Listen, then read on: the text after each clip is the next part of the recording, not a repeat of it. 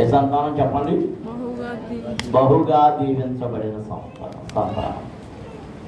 దేవుడు అబ్రహాంతో అన్నాడు, పాద్రం గారు చదివించింది కదా, ఆ 15వ అధ్యాయం ప్రారంభం నుండి మనం చదువుతున్నప్పుడు కనబడుతుంది. అబ్రహాముతో దేవుడు చెప్పిన మాటలు ఒకసారి చదువుతామా? చూడండి, అది చదువుదాం. 15వ అధ్యాయం ప్రారంభంలో ఇది జరిగిన తరువాత యెహోవా వాక్యము అబ్రహామునకు దర్శనమందు వచ్చి అబ్రామునకు దర్శనమందు వచ్చి అబ్రామా భయపడకుము, నేను నీకు కేడెము, నీ బహుమానము అత్యధికమగునని చెప్పాను. అందుకు అబ్రాము ప్రభువైన యెహోవా నాకేమి ఇచ్చిననేమి, నేను సంతానము లేని వాడనైపోతున్నానే. దమస్కు ఎలియేజరే నా ఇంటి ఆస్తికర్తయగును. మరియు అబ్రాము ఇదిగో నీవు నాకు సంతానం ఇయ్యలేదు గనుక నా పరివారములో ఒకరు నాకు వారసుడగునని చెప్పగా యెహోవా వాక్యము అతని యొద్దకు వచ్చి ఇతడు నీకు వారసుడు కాడు, నీ గర్భమున పుట్టబోచున్నవాడు నీకు వారసుడగునని చెప్పాడు. మరియు ఆయన వెలుపలకి అతన్ని తీసుకుని వచ్చి నీవు ఆకాశం వైపు తేరి చూసి నక్షత్రములు లెక్కించుటకు నీ చేతనైతే లెక్కించుమని చెప్పి నీ సంతానము అలాగునని చెప్పాడు. అప్పుడు యెహోవాను నమ్మెను, అతడు యెహోవాను నమ్మెను, ఆయన అతనికి నీతిగా ఎంచెను. దేవునికి స్తోత్రం. అందరూ స్తోత్రాలు చేయొచ్చుగా. హల్లెలూయా, హల్లెలూయా, హల్లెలూయా. దేవుని పిల్లలారా, ఒక ప్రాముఖ్యమైన మాటను మీరు గుర్తుపెట్టుకోవాలి. దేవుడు నిన్ను ఆశీర్వదిస్తానని మాట ఇచ్చినప్పుడు, దీవిస్తానని చెప్పినప్పుడు, నీవు శ్రమలో పడినా, కష్టములో పడినా, నష్టములో పడినా, ఆ శ్రమలో నుండి, ఆ కష్టములో నుండి, ఆ నష్టములో నుండి దేవుని ఆశీర్వాదము నీ మీదకి మెండుగా దొరలి వస్తూ ఉన్నది. దేవునికి స్తోత్రం.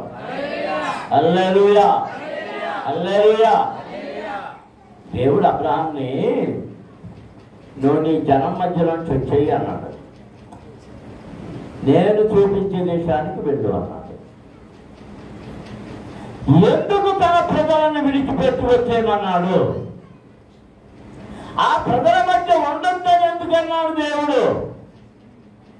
ఒకే ఒక కారణం, ఆ ప్రజలందరూ విగ్రహారాధీకులు.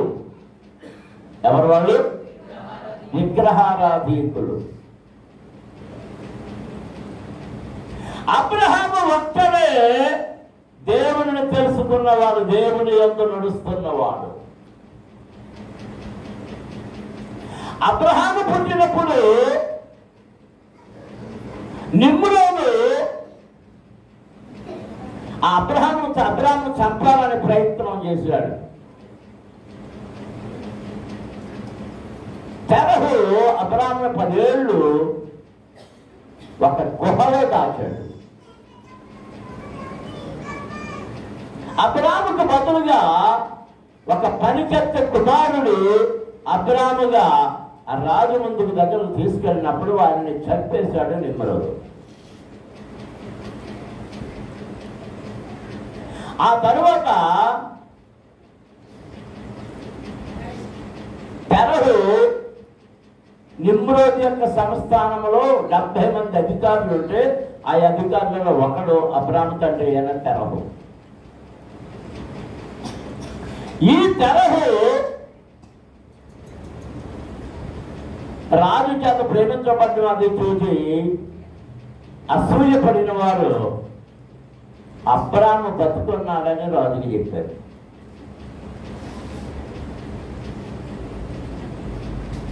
రాజు పిలిపించాడు.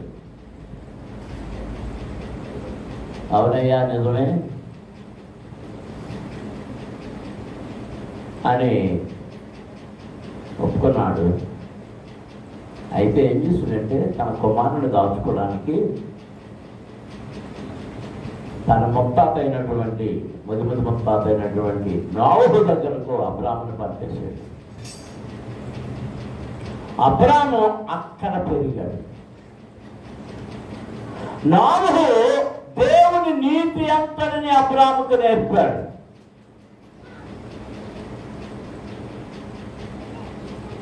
నోవహుకు ముగ్గురు కుమారులు, షేమ, హాము, యాపెతు.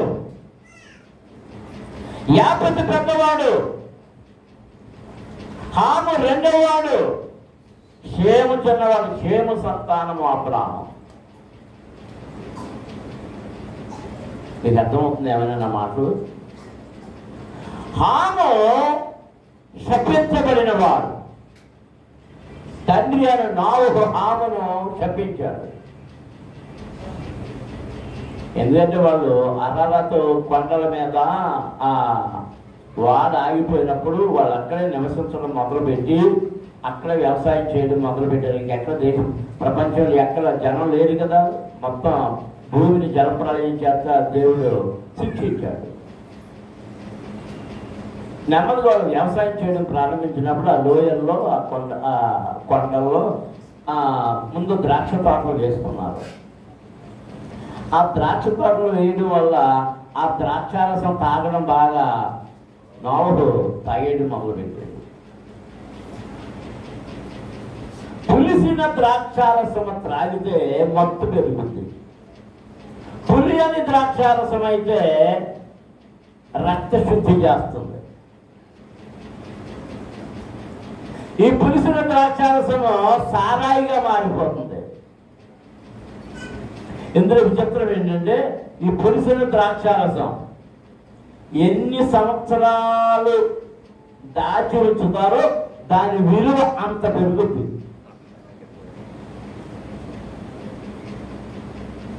వేలు అన్నది ఇన్ని సంవత్సరాలు అయితే వేలు, ఇంకా ఎక్కువైతే లక్షలు, ఇంకా ఎక్కువైతే కోట్ల మీద కూడా ఉంటుంది. నేను ఒకసారి విన్నాను, ఒక చిన్న గ్లాసుడు పాత వైన్ అనేది అయితే చిన్న గ్లాసు ఉంటుంది. అయ్యో దానికి ఏదో లెక్క ఉంది. ఆ లెక్కలో ఆ చిన్న గుట్ట 2 గుట్టలు ఎంత పడుతుందంట. గుట్టకో 10 లక్షలు.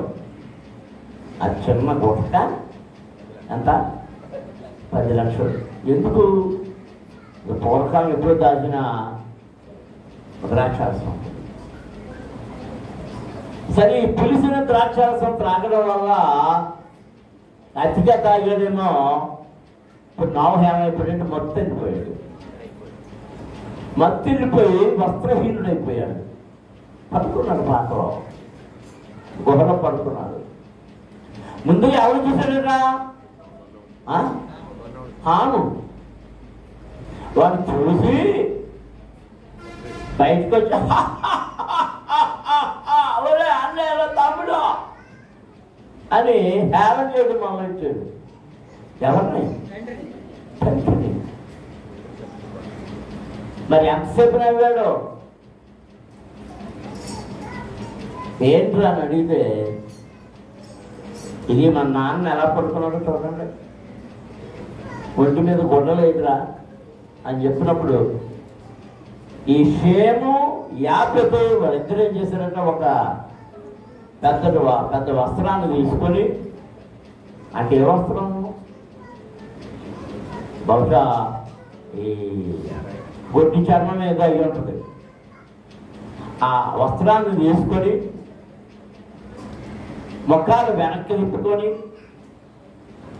తమ తండ్రి యొక్క నగ్న స్వరూపాన్ని చూడకూడదని ముఖాలు వెనక్కి పెట్టుకొని చేతులతో ఆ వస్త్రాన్ని తీసుకొని మెల్లగా అడుగు వేసుకుంటూ వెళ్ళి తమ తండ్రి మీద ఆ వస్త్రాన్ని పెట్టాడు. తండ్రికి తెలిసి వచ్చిన తర్వాత హామును శపించాడు. వీళ్ళిద్దరికీ నీ సంతానం దాసులు అవుతారని. అప్పుడు 3 జాతులు, ఆ 3 కుటుంబాలు వేరైపోయినాయి, రకరకాల ఇదైపోయినాయి. ఆ 3 కుటుంబాల్లో హాము కుటుంబమే ఆఫ్రికా దేశం మన దేశానికి వచ్చింది. నల్లవాళ్ళం అందరం హాము పిల్లలనే.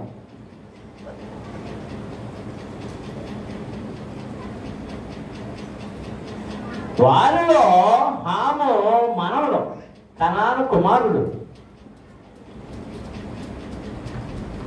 మనవడు నిమ్రోదు, మహాబలశాలి, చాలా ఎత్తడి బలవంతుడు, మంచి వేటగాడు. ఆ వేటగాడు బలంతో అందరినీ తన చేతి కింద పెట్టేసుకున్నాడు. అతను దేవునికి వ్యతిరేకముగా బాబెలు గోపురం కట్టడం ప్రారంభించాడు. వాడే ఈ పంచాంగాలు రాశాడు. ఇది తెలుసుకోండి మీరు. వాడు కట్టినప్పుడు ఏంటి పునాది కట్టాడు కదా, ఆ పునాది 300 అడుగులు ఎత్తి కట్టాడట. దాని చుట్టూ 27 నక్షత్రాలు, 27 దేవతలు పెట్టాడు. 27 నక్షత్రాల్లో 12 రాసులు, నవగ్రహాలు ఇవన్నీ సృష్టించినోడు ఎవడంటే ఈ నిమ్రోదు. భయంకరమైనటువంటి విగ్రహారాధన నడిపించడం. ఎవడైనా తను చెప్పినట్టు చేయకుండా చంపేస్తున్నాడు.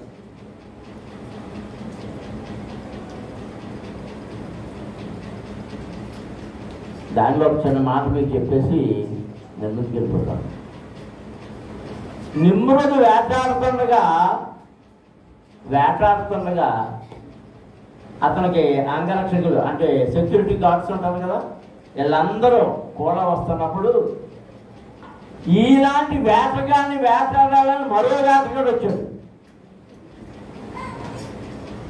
మీరేమైనా ఊహించి పేరు చెప్తే 100 పెడతా.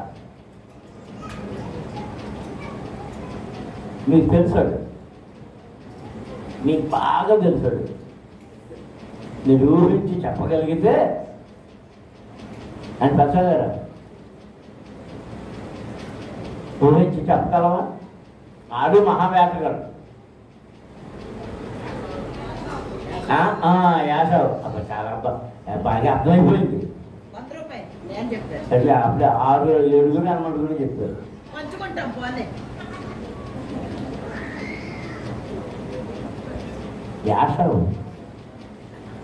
యాసవ్ చంపేసి నిమ్రోదు పక్క ఎత్తుకొచ్చేసాడు. అక్కడ యాకోబు ఆశీర్వాదం కోసం వెళ్ళినప్పుడు సొగసైన వస్త్రాలు వేసుకున్నాడు చూసారా, ఆ సొగసైన వస్త్రాలు ఈ ఎత్తుకొచ్చినాయి, రాజవస్త్రాలు.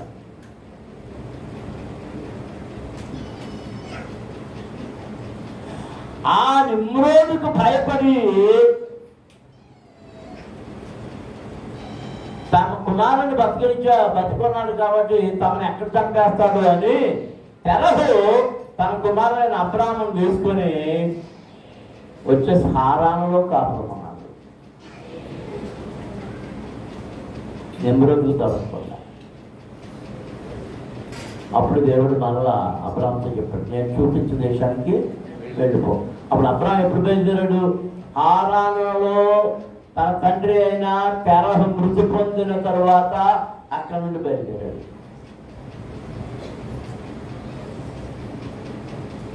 ఇప్పుడు ఆ అబ్రాహాంతో దేవుడు మాట్లాడుతున్నాడు ఈ 15వ అధ్యాయంలో. ఇవి జరిగిన తరువాత అంటే ఇవేంటి ఇంకా చాలా జరిగినాయి. వాళ్ళు వచ్చేసిన తర్వాత చాలా చికాకులు జరిగినాయి మార్గంలో. యెహోవా వాక్యము అబ్రాహామునకు దర్శనమందు వచ్చి, అబ్రామా భయపడకుము, నేను నీకు కేడెము, నీ బహుమానము అత్యధికమగును, నీ బహుమానము అత్యధికమగును. దేవునికి స్తోత్రం. హల్లెలూయా. నేను నీకేమై ఉన్నాను చెప్పండి. నేను నీకు 97 కీర్తనలు ఏమంటున్నాడు? ఏదో మందిరమా తప్పకుండా తీసి ఏమన్నాడు? నా మొహం అంతా కోతులు చూస్తున్నాడు. నా మొహం కోతులు ఏం గంతులేస్తున్నట్టు నా మొహం చూస్తున్నారు.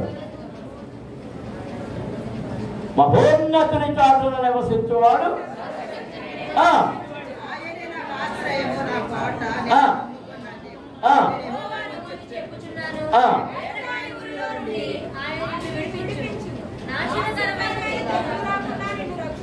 ఆ పేరుని అక్కడ దాటిపోయాం. ఆయన రెక్కల క్రింద నీకు ఆశ్రయం కలుగును.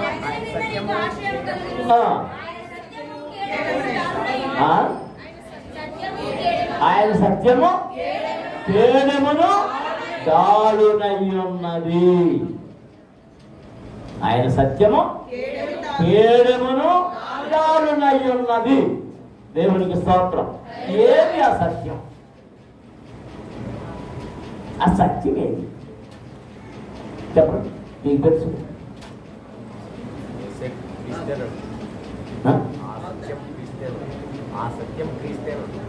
అసత్యము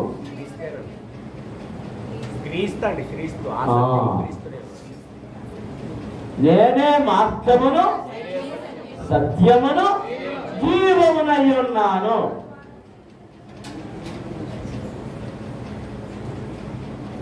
దేవునికి స్తోత్రం. అందరూ స్తోత్రాలు చెల్లించాలి. ఆయన సత్యం ఏంటంట? 97 కీర్తన అన్నాడు. ఆ సత్యము కేడమును దారునై ఉన్నది. కేడం అంటే ఏంటి? కేడం అంటే ఏంటి? కవచం. ఏంటి? కవచం. కవచం.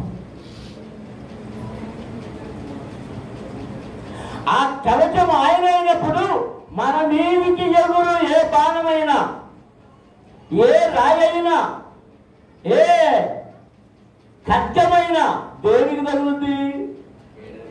కేడానికి తగులుద్ది కానీ కవచానికి తగులుద్ది కానీ మనిషి దేహం మీద గాయం తగలదు. ఇప్పుడు ఇక్కడ అబ్రాహాముతో దేవుడు ఏమంటున్నాడు?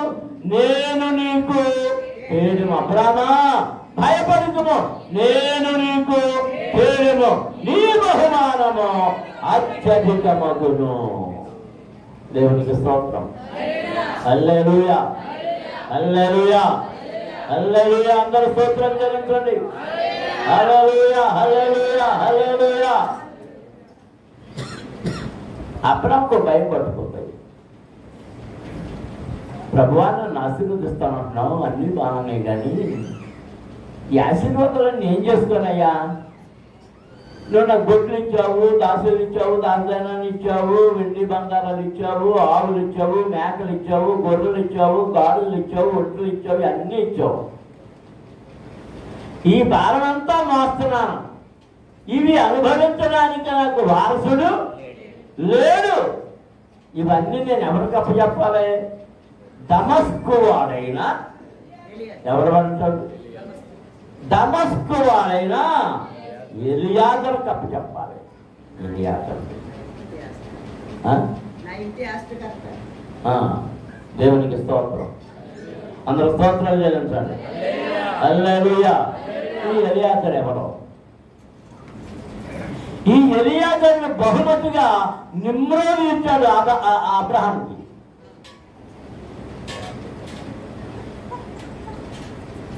తండ్రికి తెరహక్కున అబ్రాహాముకి వాద వివాదం జరిగింది దేవుడి గురించి.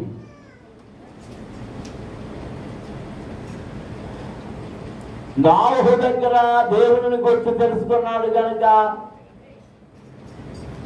ఈ బొమ్మలేవి పూజింపదగినవి కావు, ఆయన మాత్రమే పూజింపదగిన వాడు అని చెప్పినందుచేత తండ్రి కోపగించుకునేవాడు. అబ్రహాం బొమ్మలు అమ్ముకునేవాడని చెప్తారు చూసారా? అబ్రహాం అమ్ముకోలే. పెరహు ఆ ఇంటి నుండి బొమ్మలు పెట్టుకున్నాడు. ఎవరో నిమ్రోద్ ఏ బొమ్మలు అయితే తయారు చేసాడు ఆ బొమ్మను తయారు చేసి ఇంట్లో పెట్టుకున్నాడు దేవతల గదిలో. నోవహు దగ్గర నుండి వచ్చిన తర్వాత ఆ దేవతలకి ఆహారం పెట్టే పని అబ్రాహాముకి అప్పచెప్పాడు ఆ నాన్న. రోజు పొద్దున పట్టుకెళ్తున్నాడు, సాయంత్రం పట్టుకెళ్తున్నాడు. వెళ్ళినప్పుడు మళ్ళీ అక్కడ ఏమైనా తిన్నయామని చూస్తుంటే ఏం తింటారా మళ్ళీ పట్టుకొచ్చేస్తున్నాడు. ఆ నాన్న అడిగాడు, నాన్న రోజు నన్ను పట్టుకెళ్ళమన్నా ఇది తింటలేదు కదా, ఎందుకు మళ్ళీ పట్టుకెళ్ళమని. నేను ఎప్పుడు పని చేయరా అన్నాడు. వాళ్ళిద్దరు వాదించుకున్నారు, తినడానికి భోజనం పెట్టడం ఎందుకు అని. ఒక రోజు అబ్రాహాముకు కోపం వచ్చేసింది. ఆ నాన్న వెళ్ళాడు, గదిలోకి వెళ్ళాడు. అన్నింటిలోనే పెద్ద బొమ్మ ఒకటి ఉందంట అయిపోయింది, దాని చేతిలో ఈటు ఉందంట. ఆ ఈటు తీసుకుని ఈ బొమ్మలన్నీ పగలు కొట్టేశాడు. మళ్ళీ ఈటు దాని చేతిలో పెట్టేశాడు. వచ్చేసాడు తప్పేసాడు. ఆ నాన్న వచ్చాడు. ఆ నాన్న వచ్చి ఆ దేవతలో దండ పెట్టినట్టు లోపలికి వెళ్తే బొమ్మలన్నీ ఏమైపోయినాయి, ఇవన్నీ విరిగిపోయినాయి. రే అప్పుడా ఎక్కడున్నారా రా అనిపించాడు. వెళ్ళాడు. ఏంటన్నా ఏంట్రా బొమ్మలని పగలు కొట్టినట్టు. నేను పగలు కొట్టడం ఏంటి అన్నాడు. నేను పగలు కొట్టలేదు అన్నాడు. నువ్వే పగలు కొట్టావు. లేదు నాన్న నడు చూద్దాం అన్నాడు. అలా పుట్టింది. అప్పుడు అబ్రహం గారు ఏమన్నాడంటే, నాన్న అన్నింటిలోనే పెద్దలు కదా, వాళ్ళందరూ ఏదో దెబ్బలాటకు వచ్చారు, ఆ ఈటించుకుని పొడిచేశాడు, నేను కాదు అన్నాడు. అప్పుడు తెరవడం అన్నాడు, ఒరే బొమ్మ ఎలా పొడుస్తుందిరా, ఎలా కదులుద్దురా, ఎలా పొడుస్తుందిరా అన్నాడు. మరి రోజు బొమ్మకు భోజనం పెట్టమని పెట్టుకెళ్ళి ఎలా తింటుంది అన్నాడు. వాళ్ళిద్దరికి అక్కడ వచ్చింది గొడవ. అప్పుడు తెరహు వెళ్ళి నిమ్రోదుకి చెప్పాడు, మన కొడుకు చచ్చిపోలేదు, అది బతికే ఉన్నాడయ్యా, నా మాట వింటలేదు, నువ్వు చెప్పినట్టుగా ఆ దేవుడు పూజించమంటే పూజించట్లేదంటే ఎత్తిహడమంటా అన్నాడు. తీసుకెళ్ళాడు.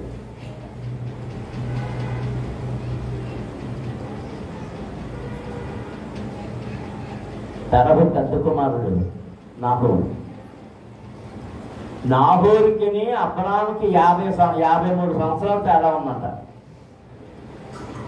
ఆ నాహోరు కుమార్తె శారమ్మ. ఆ నాహోరు కుమారుడు ఎవడో లోతు. నాహోరుకు మరో కుమార్తె ఉంది మిల్కా.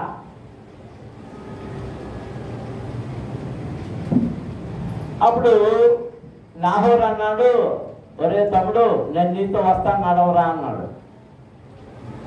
నువ్వు దేవుని నమ్ముకుని నేను దేవుని నమ్ముకుంటున్నాను, విడిచిపెట్టను నడు అన్నాడు. అక్కడికి వెళ్ళినప్పుడు నిమ్రోదు, నువ్వు వ్యతిరేకించావు, మీ నాన్న వ్యతిరేకించాను అన్నాడు. మరి నేను చెప్పినట్టు చేయకపోతే అగ్నిగుండం వేస్తాను వేసుకుంటా అన్నాడు. పెద్ద అగ్నిగుండం చేశాడు. పెద్ద అగ్నిగుండం చేసినప్పుడు దేవుని మాత్రమే పూజిస్తాం, ఈ దేవతను పూజించము అన్నటువంటి అబ్రాహాముని వాళ్ళ అన్నయ్య నాహోరుని అగ్నిగుండంలో పడేశాడు. జరిగిన విషయం ఏంటంటే వాళ్ళ అన్నయ్య కాలి బూడిదైపోయాడు, అబ్రాహాము మాత్రం అక్కడే ఉన్నాడు. 3 రోజులు అయిపోయింది. అదే తిరుగుతా ఉన్నది. అప్పుతో ఇంకా అబ్రాహాముతో ఇంకెవరు తిరుగుతున్నారంట కూడా. అప్పుడు ఈ నిమ్రోదు బయటకు తీయించి అబ్రాహామును పిలిచి, పైకి రాని, ఇప్పుడు నీతో ఉన్నవాళ్ళు ఎవరంటే పరలోకం నుంచి వచ్చిన దేవుడు దేవదూతలు ఉన్నారు అని చెప్పారు. అప్పుడు సరే నా దేశాన్ని విడిచిపెట్టేటప్పు నీకు కానుకలు ఇస్తున్నానని ఒంటెలు, గొర్రెలు, మేకలు, ఎడ్లు, ఆవులు, కొంతమంది పనివారు, వారితో పాటుగా ఈ ఎలియాజరు ఇవన్నీ చూసుకుంటానికి ఈ ఏరియాలో వీడిని ఇచ్చి పంపించేశాడు. అక్కడి నుంచి వచ్చేసాడు. ఇప్పుడు అంటున్నాడు ఈయన, మరి ఆ దమస్కు వాడైనా ఆ ఏరియాదరే కదా మళ్ళీ వీటన్నిటికీ దొరుకుతాడంటే దేవుడు అంటున్నాడు ఆ ఏరియాదరు కాదు, అతను వారసుడు కాదు, నీకు నిమ్రోదు చేత ఇవ్వబడిన వాడు కాదు నీకు వారసుడు, నీ గర్భములో నుండి నీకు వచ్చిన వాడే. 4వ వచనంలో యెహోవా వాక్యం అతని యొద్దకు వచ్చి, ఇతడు నీకు వారసుడు కాదు, నీ గర్భవాసంలో పుట్టబోతున్న వాడు నీకు వారసుడు అని చెప్పాను. మరియు ఆయన వెలుపడికి తీసుకొని వచ్చి ఈ ఆకాశం వైపు పేరు చూసి నక్షత్రములను లెక్కించుటకు నీకు జాతులైతే లెక్కించమని చెప్పి నీ సంతానము అలాగ అవునని చెప్పారు. అతడు యెహోవాను నమ్మెను, ఆయన అతనికి నీతిగా ఎంచెను. దేవునికి స్తోత్రం. హల్లెలూయా. అబ్రాహాము ఎవరిని నమ్మాడు చెప్పాలి? నువ్వు ఎవరు నమ్ముతున్నావు? ఇక్కడున్న మీరందరూ ఎవరు నమ్ముతున్నారు? దేవుని నమ్ముతున్నారా? నీకున్న డబ్బుని నమ్ముతున్నారా? నీకున్న బంధువులు నమ్ముతున్నారా? నీకున్న అన్నదమ్ముని నమ్ముకుంటున్నారా? ఎవరిని నమ్ముకుంటున్నావు? ఎవరిని నీ శరీరాన్ని నమ్ముకుంటున్నావా? నేను చాలా అందంగా ఉంటాను అన్ని శరీరాన్ని నమ్ముకుంటున్నావా? అందము కొరకై ఆభరణములు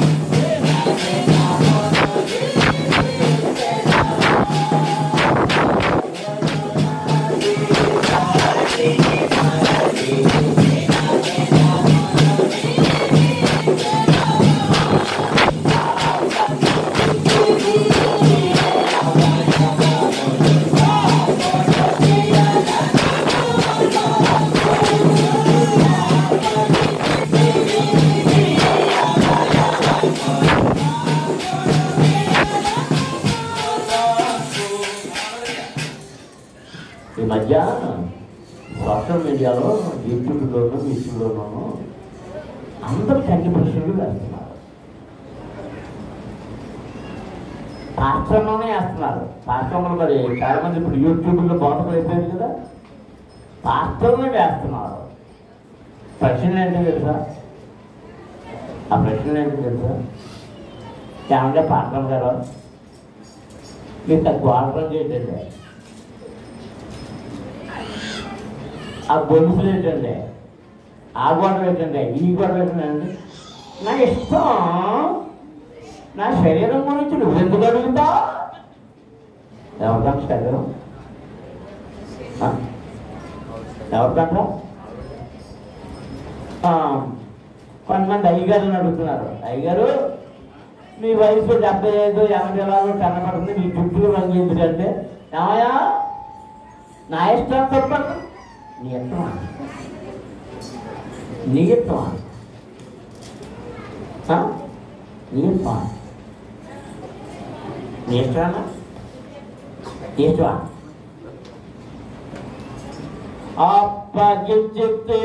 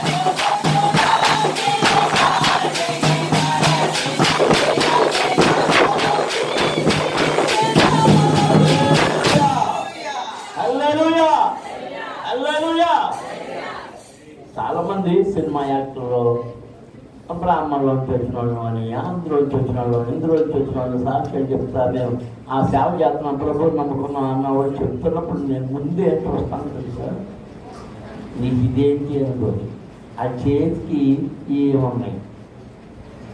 అంత ప్రసంగికుడు ఉంగరం పెట్టాడా లేదా, ఆ సాక్ష్యం చెప్తున్న దానికి నుదుటిన బొట్టు ఉందా లేదా. జయసుధ వచ్చేసి సాక్ష్యం చెప్పేది ఏముంటాయి, గుర్తాలి.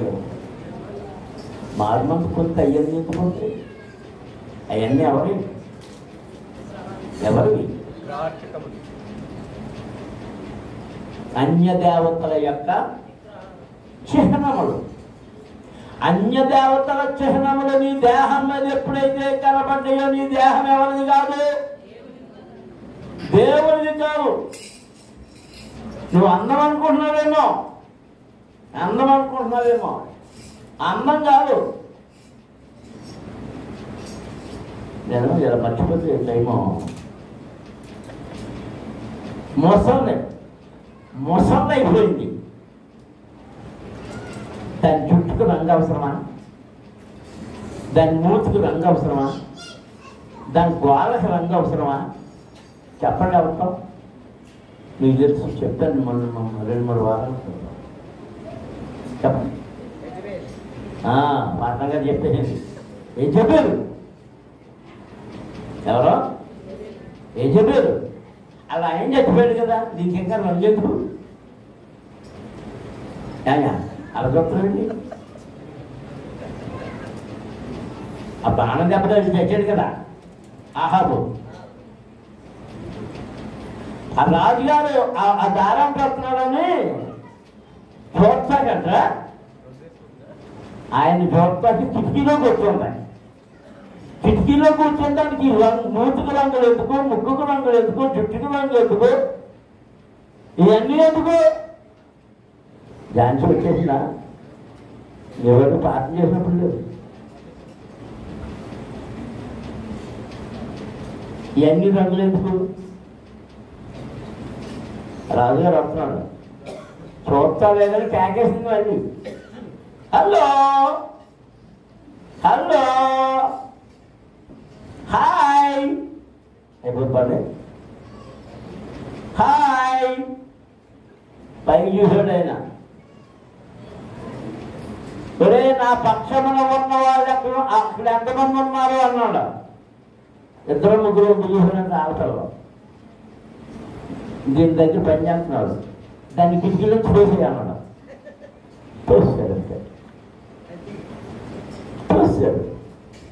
తోసేస్తే జరిగింది ఏంటంటే, ఈ రాజుగారు వేసుకొచ్చిన గుర్రాలు, ఆయన వెనకాల వచ్చిన సైన్యం ఆ గుర్రాలు తొక్కి చంపేసినాయి. మాంసం కూడా కనబడదు. నీ దేహం ఎవరిది? నీ దేహము దేవుని ఆలయము.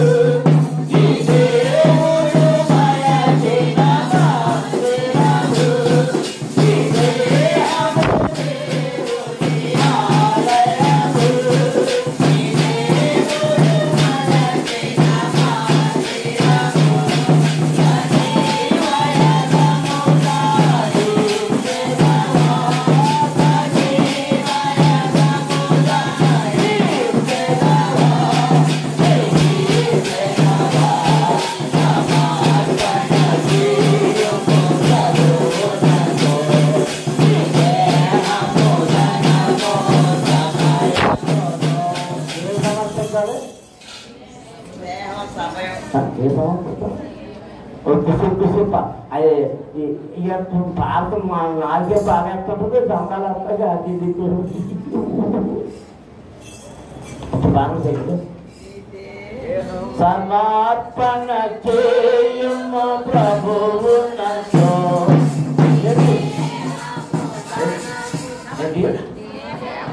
ఏం సమర్పణ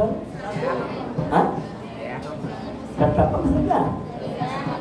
ఏది దేహం అంటే ఇంటికంటే ఇచ్చారా? చెప్పండి, ఎక్కడ ఉంది దేహం? చూపించండి ఈ దేహాన్ని.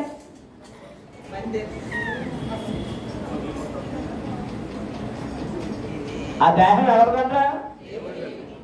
నీ దేహము దేవుని ఆలయము, నీ దేవుడు మలచిన మందిరము, నీ దేహము దేవుని ఆలయము, నీ దేవుడు మలచిన మందిరము. ఇది కట్టుకుంటున్నారు కదా, ఇది కట్టుకున్నాను. ఇప్పుడు ఏమేమి కడుతున్నారు? పూర్వకాలంటే పునాది వేసి కట్టేవాడు. ఇప్పుడు వేసి కడుతున్నారు, పిల్లలు వేసి కడుతున్నారు. ముందు కంగారులో కట్టేస్తుంది. నిన్న మా ఎవడో కొట్టబాబు వచ్చాడు, ఆడు సుభాష్ గారు ఆటో జీడి వచ్చాడు, చిలకరాలు. అయ్యారండి ఇల్లు కట్టుకున్నానండి, ఇంకా చిన్న చిన్న పనులు ఉన్నాయండి, మీరు వచ్చి దాన్ని ప్రదర్శించాలని చెప్పాడు. పనులన్నీ ఎప్పుడు ఇంకా ఉన్నాయండి, పెయింట్లు వేయని కరెంట్లు పెట్టాలి అన్నది. మరి ఏంటి అంటే ఏవి పెట్టాలి అన్నది. ఆ మాటల్లో అవి పెట్టడానికి మరి ఇంకా ముందు చేసుకోవాల్సింది కదా అంటే అప్పుడు పెట్టలేదండి, ఇప్పుడు అవి కొట్టి పెట్టాలంటే పైన ఈ ఫ్యాన్లు పెట్టడానికి ఈ పెట్టాలి అన్నప్పుడు మాట చెప్పాడు. అలా కొట్టి పెట్టద్దు, స్తంభాలు కూడా కొట్టి పెట్టద్దు. ఏమంటుంది తెలుసా? ఎప్పుడైతే స్లాబ్ 4 అంగుళాలు ఎంత ఉంటుంది, కొట్టి పెట్టాక స్లాబ్ ఏమైపోతుందంటే బలహీన పడిపోతుంది. అలాగే పిల్లలు కొట్టి అందులో కొట్ట పెట్టారు అనుకోండి, పిల్లలు బలవంతం ఏమైపోతుంది, ఏమైపోతుంది మాట్లాడితే అర్థమైపోయింది, అర్థమైపోయి మాట్లాడుతుంది. ఎవరిది అమయం? ఇల్లు ఎవరిది? ఆయన ఇల్లు అయితే నీ చెరువుకి బూట్లు వచ్చేస్తాయి. నాకు చెరువుకి ముక్కులకి ఎందుకయ్యి ఏదయ్యి ఆ బూట్లు ఎవరిని అడిగేచ్చావు? మామిడి ఎవరు చూస్తున్నాడు? పాపం కూతురికి ఫంక్షన్ చేయించి మరి పెట్టినట్టున్నాడు. చెవుడు కుర్చీ ఫంక్షన్, మళ్ళీ లేదు చెవుడు కుర్చీ ఫంక్షన్. అమ్మ సోని ఎక్కడ చేయించవుద్ది? పక్కన పెట్టమనా? నాకు చెప్తారు, మేము వదిలితే చెప్పేస్తాను. వివరాలన్నీ చర్చ నాకు అన్నాయి. ఎంతమంది బోర్లు ఇచ్చారు చెప్పండి.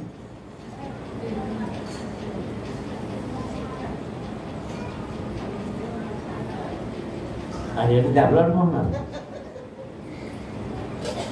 బొర్రెలు ఎత్తుకుంటున్నారా? ఎత్తుకోండి తప్ప. కొంతమంది బొర్రెలు మూసుకుపోతున్నాయని పొలాలు ఆడుతున్నారు. అందులో చీపురు పొలం అంటే చీపురు పొలాన్ని బొర్రెలు ఎందుకు ఉంచుకున్నా, పూడిపోతున్నావు, పూళ్ళు పోకుండా ఉంచుకున్నావు అంటే మధ్యలో ఏం చేయబోతున్నావు అనమాట. అయ్యగారు కనబడ్డాడు అనుకున్నప్పుడు తగిలించండి.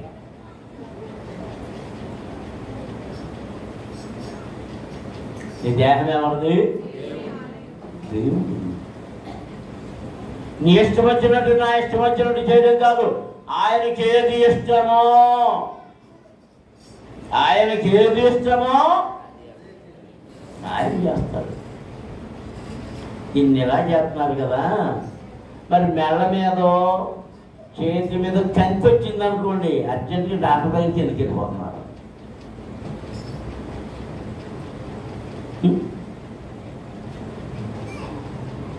ఆ కంతి ఎందుకు ఏం చేసుకుంటున్నారు? మరి కంతి పెట్టుకుని కొంతమంది నారికి కూడా ఏంటి అవి పెట్టేస్తున్నారు. ఇదేం కొన్నారు ఒంటి నిండా ఏంటి అవి ఏం చేసుకుంటున్నారు? తట్టులు. అంటే నీ దేహానికి క్యాన్సర్ నువ్వే రప్పించుకుంటున్నావు. తట్టులు వేయడం వల్ల క్యాన్సర్.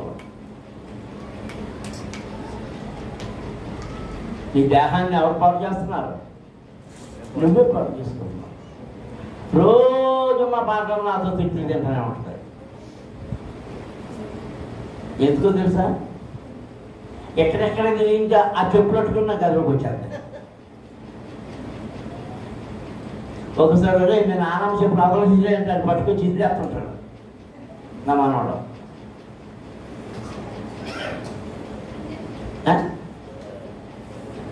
అవి ఎక్కడ తిరిగి చెప్పుడు ఏం దొక్కిందో.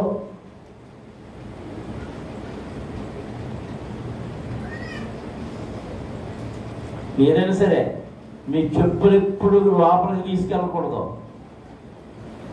మోషే ఆ పదేంటో చూద్దాం దగ్గరికి వెళ్తే ఏమన్నాడు దేవుడు, రే ముందు చెప్పులు అక్కడ తీసుకురా. దేవుణ్ణి చూడాలంటే అపవిత్ర ప్రదేశాల్లో తిరిగిన చెప్పులు అది విడిచిపెట్టేయాలి. అదే నా ఒళ్ళు నా ఇష్టం, నా మొహం నా ఇష్టం, నా ముక్కు నా ఇష్టం. కొంతమంది ముక్కు బాగాలేదని ప్లాస్టిక్ సర్జరీ చేయించేసుకుంటున్నారు.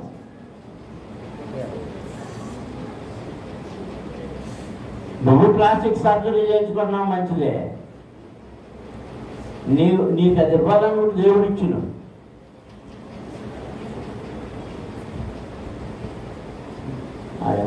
మైకేల్ జాక్సన్ అని ఒకడు ఉండేవాడు. అది నల్లడు. అది రంగు మార్చుకోవడం కోసం చర్మం మార్పించేసుకున్నాడు. 157 బతకాలని 40 మంది డాక్టర్లు ఎంతమందిలో పెట్టుకున్నాడు. అది టైం ప్రకారంగా అన్ని టెస్టులు చేసి ఆ మాత్రలు ఇస్తుంటారు. అది ఎన్నో సంవత్సరాలు బతకలే, ఎన్ని లక్షల కోట్లు ఖర్చు పెట్టారు, కానీ ఏమైపోయింది చచ్చిపోయింది. వీటి వల్లే రోగాలు ఎక్కువైపోయి చచ్చిపోయింది. అదేంటో మీటింగ్ తేవలే ప్లాన్ చేద్దామా ఏంటంటే మీటింగ్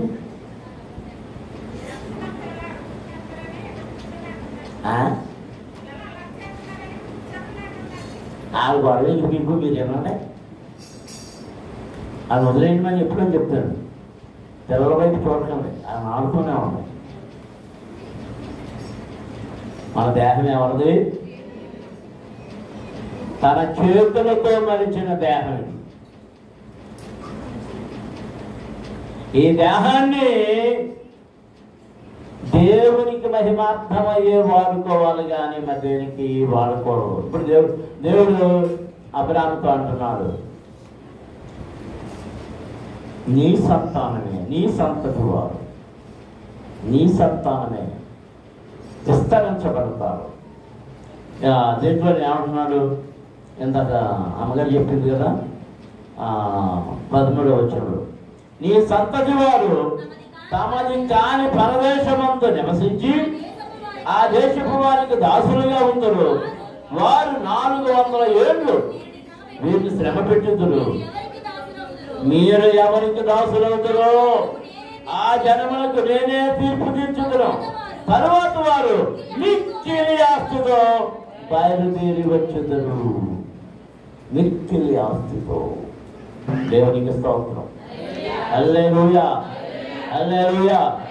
దేవుడు అబ్రహాముకి ఇచ్చిన సంతానము ఎవరు?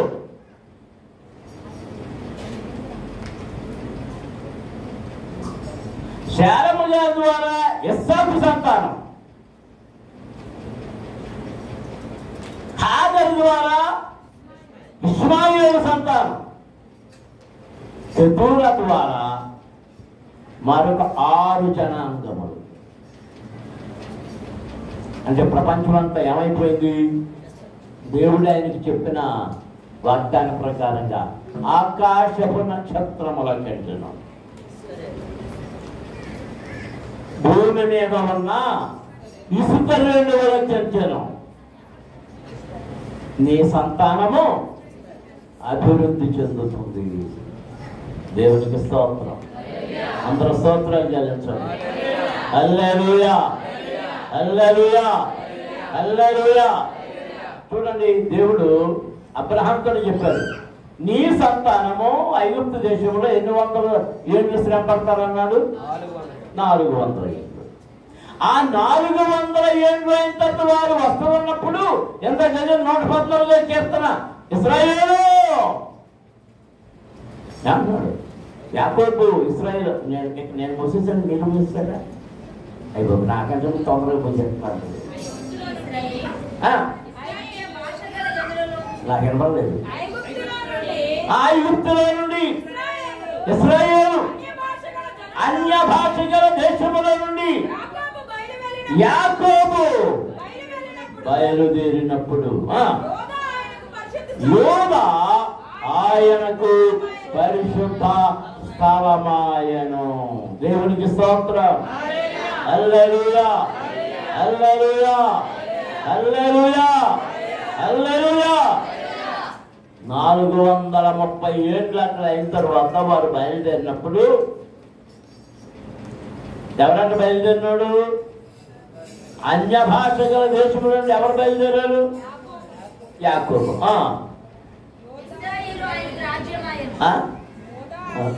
సరిగ్గా చదవనమ్మా, మొదటి బయలుదేరు. ఐగుప్తులో నుండి ఎవరు బయలుదేరారు? ఇశ్రాయేలు. అన్య భాష గల దేశంలో నుండి ఎవరు బయలుదేరారు? యాకోబు. యాకోబు ఎవరు? ఇశ్రాయేలు ఎవరు? యాకోబు ఎవరు? ఇశ్రాయేలు ఎవరు?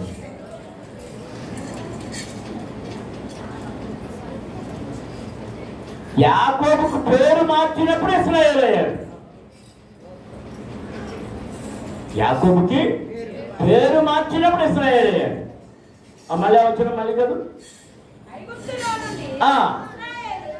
ఎవరు బయలుదేరారు? ఐగుప్తులో నుండి ఇశ్రాయేలు. ఆశీర్వదించబడిన వాడు. అన్య భాష గల దేశముల నుండి యాకోబు. అంటే కొంతమంది ఇంకా యాకోబు లక్షణాలు కలిగి ఉన్నారు. ఇశ్రాయేలు లక్షణాలు కొందరు కలిగి ఉంటే యాకోబు లక్షణాలు కొందరు కలిగి ఉన్నారు. వారిని వీరిని కూడా ఐగుప్తు దేశంలో నుండి బయలుదేర చేసినప్పుడు యూదా ఆయనకు పరిశుద్ధ స్థలమాయను. దేవునికి స్తోత్రం. ఎందుకు పరిశుద్ధ స్థలమైంది? ఆ మాట చెప్పి నేను ముగించాను. ఎందుకు పరిశుద్ధ స్థలమైందంటే దేవాది దేవుడు తన వాక్యమును శరీరధారిగా ఈ భూమి మీద పంపాలనుకున్నప్పుడు ఆయన వెలిచినప్పుడు ఆయనకు నచ్చినది ఏ గోత్రం అంటే యోదా గోత్రము. ఆ యోదా గోత్రము ఆయనకు ఏమైంది? పరిశుద్ధ స్థలమైంది. ఆ యోదా గోత్రములో నుండి వచ్చిన వాడే దావీదు. ఆ దావీదు కుమారుడా అని పిలువబడిన వాడే ప్రభు అయిన యేసుక్రీస్తు. మోకరించండి, ప్రార్థన చేసుకుందాం. అబ్రాహామును ఆశీర్వదించాడు దేవుడు. అబ్రహాముగా దీవించాడు. దీవెనలు అత్యధికమైన